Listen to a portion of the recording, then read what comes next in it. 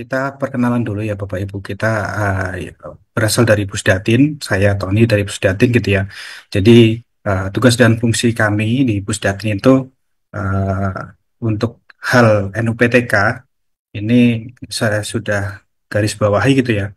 Yang di poin C melaksanakan integrasi, verifikasi, validasi dan penyebarluasan data dan informasi bidang pendidikan. Nah, ini penting Bapak Ibu karena apa namanya data yang kita kelola itu akan dibagi pakaikan baik di internal Kemdikbudristek maupun di eksternal.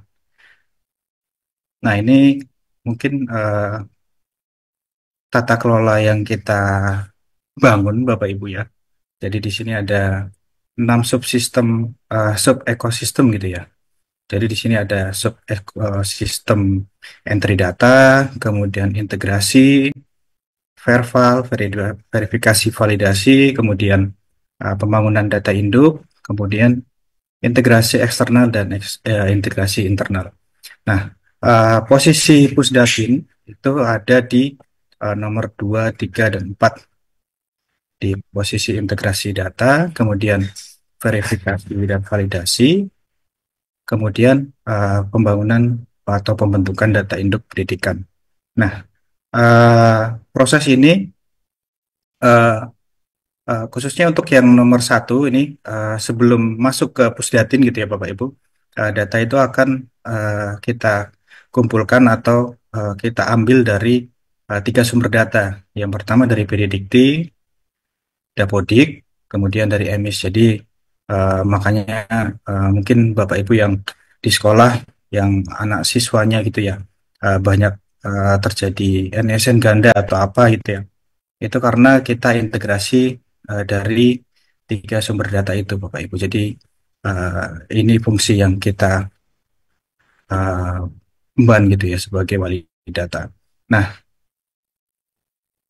kemudian selanjutnya poin yang kita garis bawahi adalah eh, verifikasi dan validasi. Nah, ini suatu quality control atau proses yang kita jaga agar kualitas data yang kita berikan atau kita sebarluaskan ke pendaya guna data itu menjadi lebih baik. Nah, khususnya untuk yang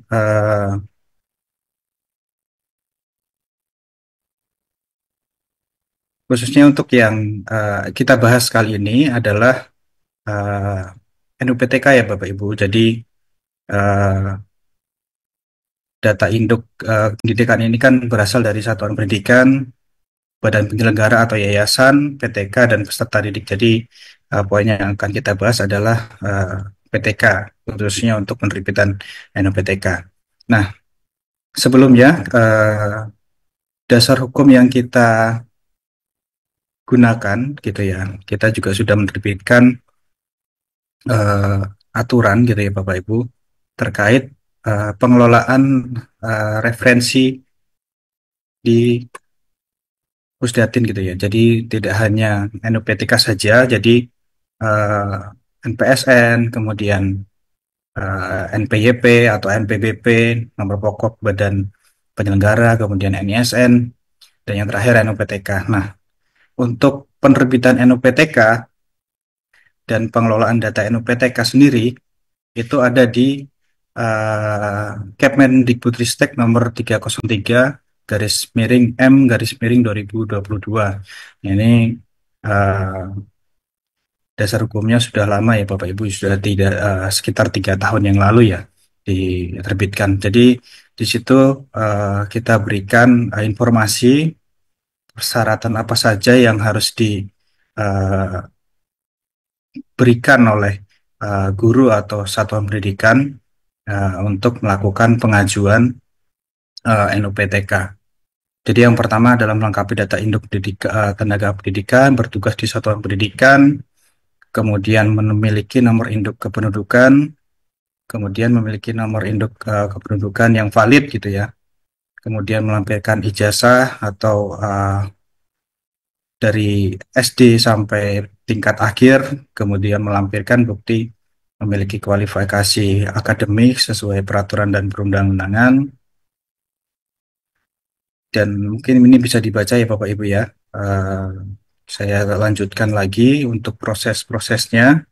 Ini saya coba tampilkan untuk aturannya sendiri. Jadi di sini ada persyaratan dan kemudian ada alurnya Bapak Ibu. Jadi untuk NUPTK atau pengajuan penerbitan NUPTK itu sifatnya pengajuan dari dari satuan pendidikan Bapak Ibu. Jadi tidak akan ada penerbitan jika tidak diajukan oleh satuan pendidikan. Nah, ini tidak akan pernah ada NUPTK yang terbit jika tidak diajukan oleh satuan pendidikan. Nah, yang mengajukan adalah siapa gitu ya, Bapak Ibu. Mungkin banyak yang bertanya gitu ya, eh, siapa yang mengajukan di sekolah. Nah, ini kita memiliki wali apa eh, wali gitu ya di satuan pendidikan. Itu adalah operator sekolah. Jadi nanti operator sekolah lah yang akan mengajukan untuk penerbitan NUPTK di sisi satuan pendidikan.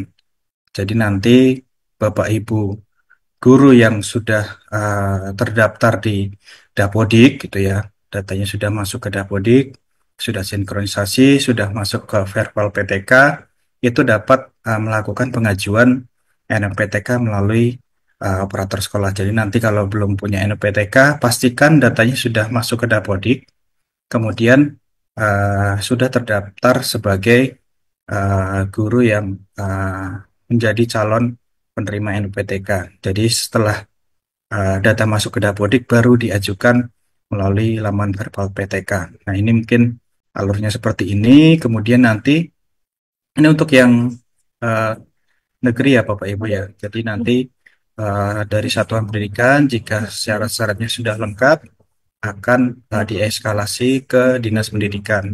Jadi nanti dinas pendidikan memiliki apa namanya peran gitu ya untuk melakukan verifikasi dan validasi. Jika syarat-syaratnya sudah sesuai gitu ya, jadi nanti akan di-approve oleh dinas pendidikan untuk masuk ke Pusdatin. Ini wali data adalah di Pusdatin. Jika ditolak tidak sesuai berkas-berkasnya gitu ya, nanti akan kembali ke satuan pendidikan dan satuan pendidikan akan melengkapi kembali prosesnya agar nanti dapat masuk kembali ke dinas pendidikan. Nah, setelah di-approve oleh dinas pendidikan, ini akan kita proses gitu ya Bapak Ibu. Jadi setelah masuk ke antrian pusat, nah ini kan apa namanya yang banyak ditunggu-tunggu dan banyak ditanyakan karena eh, kita kan mengelola data satu Indonesia dari Sabang sampai Merauke ya Bapak Ibu. Jadi jika data sudah di-approve dari Dinas Pendidikan gitu ya, ini mohon ditunggu karena kita proses datanya satu persatu by apa namanya berkas gitu ya. Jadi kita pastikan berkasnya kita baca satu persatu. Jadi ya mungkin akan ada keterlambatan dalam proses approval karena kita harus membaca satu persatu dokumen yang sudah disertakan atau dilampirkan. Nah, setelah proses itu sesuai, dokumen yang dikirimkan sesuai, nah nanti akan di-approve dan nanti NOPK, NLPTK akan terbit. Jika tidak sesuai, nanti akan ada keterangan gitu ya. Kita kita apa namanya berikan keterangan gitu ya. Apakah data-data tersebut tidak sesuai atau sesuai. Kalau tidak sesuai, nanti akan diberikan keterangan untuk melengkapi berkas-berkas yang kurang. Kemudian ini untuk yang bukan PNS, jadi khususnya untuk yang dari swasta gitu ya Bapak Ibu. Jadi untuk yang dari swasta ini uh, ada satu entitas lagi di bawah Dinas Pendidikan, itu Badan Penyelenggara Satuan Pendidikan atau yayasan. Jadi yayasan memiliki peran sama seperti Dinas Pendidikan untuk apa namanya untuk melakukan verifikasi dan validasi dokumen yang dilampirkan oleh satuan pendidikan. Jadi prosesnya sebelum masuk ke dinas pendidikan itu akan dilakukan approval oleh badan penyelenggara atau yayasan. Prosesnya sama setelah dilakukan approve oleh dinas pendidikan akan masuk ke Pusdatin dan menunggu antrian gitu ya Bapak Ibu hingga prosesnya selesai di approve. Nah, eh, jadi ini kita dari Pusdatin Bapak Ibu mungkin ini ada yang sudah tahu atau yang belum tahu. Jadi untuk residu PTK atau eh, NPTK atau guru-guru yang belum memiliki NPTK atau memiliki residu-residu NPTK itu dapat dilihat di laman referensi.data.kemdikbud.go.id/residu. Jadi nanti akan ketahuan gitu ya Bapak Ibu uh, sekolah atau satuan pendidikan mana saja yang belum memiliki NPTK guru-gurunya. Nah, kemudian ini di sisi aplikasi prosesnya seperti ini Bapak Ibu. Jadi ini dashboard ini aplikasi ini hanya dapat diakses oleh operator sekolah Bapak Ibu. Jadi nanti butuh peran dari sumber data gitu ya, yaitu guru-guru Bapak Ibu sekalian itu uh, tetap memonitor gitu ya Bapak Ibu untuk data-datanya masing-masing. Apakah datanya sudah sesuai atau belum, datanya sudah masuk ke Dapodik atau belum, karena kadang-kadang uh, guru-guru memasrahkan sepenuhnya kepada operator sekolah untuk mengelola datanya. Padahal uh, datanya itu itu adalah yang memiliki kan Bapak Ibu guru sekalian gitu ya. Jadi perlu adanya apa namanya cross check gitu ya, monitoring setiap waktu gitu ya, apakah datanya sudah sesuai dengan Dukcapil atau belum, atau datanya sudah valid atau belum gitu ya. Perlu dicek. Kita kerjasama dengan operator sekolah untuk melakukan verifikasi dan validasi. Jadi di sini uh, syarat-syaratnya untuk pengajuannya di Verpal PTK itu adalah NIK dan identitasnya valid dengan Dukcapil. Jadi pastikan Bapak Ibu eh, data kependudukannya, data identitasnya itu sudah sesuai dengan data kependudukan yang ada di Dukcapil. Nah, kita melakukan integrasi atau pemadanan dengan data Dukcapil langsung gitu ya Bapak Ibu. Jadi dipastikan data yang ada di Dukcapil itu sama dengan apa yang di inputkan di Dapodik. Kemudian ini untuk SK pengangkatan ini untuk syarat-syaratnya dan SK penugasan. Kemudian ijazah dari SD sampai dengan tingkat akhir.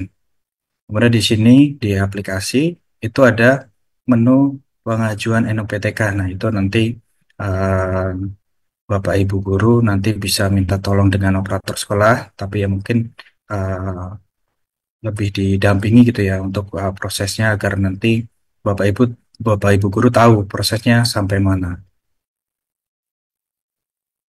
Kemudian ini proses yang lain, tukaran PTK ini kalau sudah memiliki NPTK. Nah, ini untuk data residu identitas. Nih, ini penting Bapak Ibu karena NPTK tidak akan terbit jika uh, data Bapak Ibu tidak valid dengan data Dukcapil. Jadi, pastikan kolom valid Dukcapil ini sudah tercentang warna hijau Bapak Ibu. Jadi, kalau masih muncul tanda merah ini, berarti data Bapak Ibu belum valid dengan Dukcapil. Nanti dipastikan saja Bapak Ibu data-data identitasnya seperti NIK, nama, tempat lahir, tanggal lahir, nama ibu kandung itu sudah sesuai dengan data kependudukan yang ada di Dukcapil. Jadi ini merupakan syarat mutlak ya Bapak Ibu ya untuk penerbitan NPTK. Ini perbaikan identitas ini dapat dilakukan melalui menu perbaikan identitas. Jadi nanti yang bisa melakukan adalah operator sekolah. Makanya itu Bapak Ibu tetap bekerja sama dengan operator sekolah untuk apa namanya melakukan perbaikan.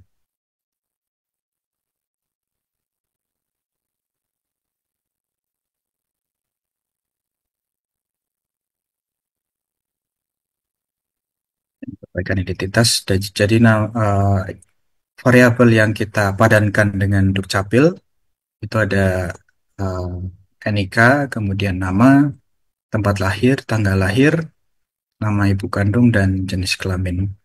Jadi pastikan keenam variabel ini sudah sesuai dengan data yang ada di kependudukan di Dukcapil.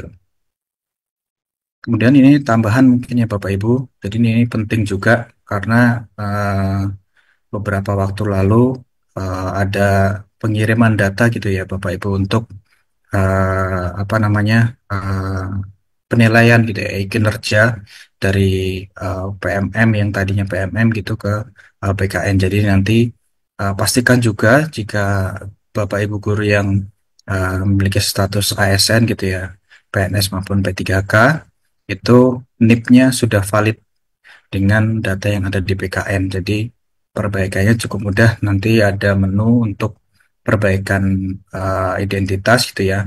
Jadi nanti cukup hanya mengisikan NIP Bapak Ibu di kolom NIP ini, kemudian klik perbaikan data. Jadi kita cek data yang ada di Dapodik, yang ada di Perpol PTK, kemudian kita padankan dengan data yang ada di PKN. Kemudian jika data sudah sesuai, itu nanti akan ada checklist gitu ya, tanda bahwa NIP sudah sesuai dan valid pemadanan dengan PKN dan nanti uh, proses itu untuk pengaliran data kinerja atau penilaian SKP-nya itu bisa teralirkan ke PKN.